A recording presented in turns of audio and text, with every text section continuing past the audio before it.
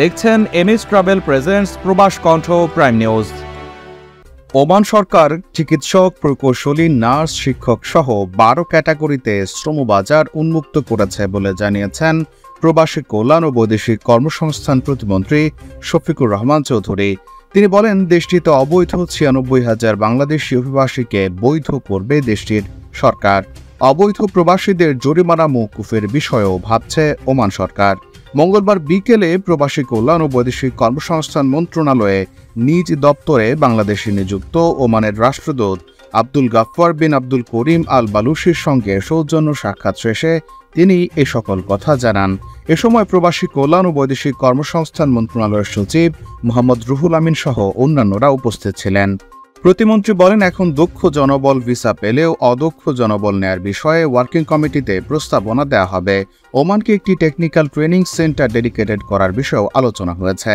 আমরা চাই আমাদের একটি টিটিসিতে ওমানের চাহিদা মতো কর্মীদের প্রশিক্ষণের ব্যবস্থা করতে।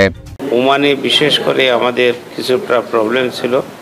12 ক্যাটাগরিতে আমাদের প্রফেশনাল লোক নিবে, সেটা তারা এগ্রি করেছে। 96,000 যেটা অবৈধ হয়ে গেছে তাদেরকে লিগ্যালাইজ করে দিবে। মওকুফের ব্যাপারটাও উঠাইছি, এরপর ইনশাল্লাহ সেটাও হবে। যেটা অবৈধ হয়ে গেছে তাদেরকে লিগ্যালাইজ করে দিবে। মালয়েশিয়া প্রবাসীদের জন্য প্রতিদিন দারুণ সব অফারে বিমান টিকিট দিচ্ছে MH global travels. Dhaka, Kuala Lumpur, Dhaka সহ বিশ্বের যে কোনো গন্তব্যে সুলভ মূল্যে আপনার টিকিটটি পেতে আজই চলে আসুন কেএল মোনোরেল সেন্ট্রাল এর পাশে এনিউ সেন্টার বিল্ডিং এর অপোজিটে, অথবা কল করুন স্ক্রিনে দেওয়া নম্বরে। আমাদের কাছে কল করুন, ঘরে বসে টিকিট কাটুন। সাক্ষাৎকালে বন্ধু প্রতিম দুই দেশের মধ্যে সৌহার্দ্যপূর্ণ সম্পর্ক ছাড়াও বাংলাদেশের অর্থনৈতিক অগ্রযাত্রা সহ দ্বিপাক্ষিক স্বার্থ সংশ্লিষ্ট বিভিন্ন বিষয়ে আলোচনা হয়। দুই দেশের মধ্যে দ্রুত একটি জয়েন্ট ওয়ার্কিং গ্রুপের সভা হওয়ার সম্ভাবনা রয়েছে।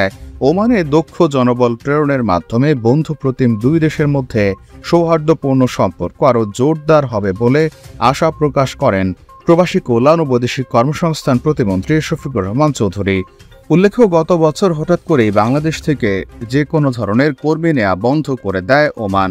এরপর দেশটির শ্রমবাজার বাংলাদেশের জন্য এখনো পর্যন্ত খোলেনি। তবে 12 ক্যাটাগরিতে এবার দক্ষ শ্রমিকের জন্য দেশটি বাংলাদেশের জন্য নিজেদের দরজা খুলে দিয়েছে।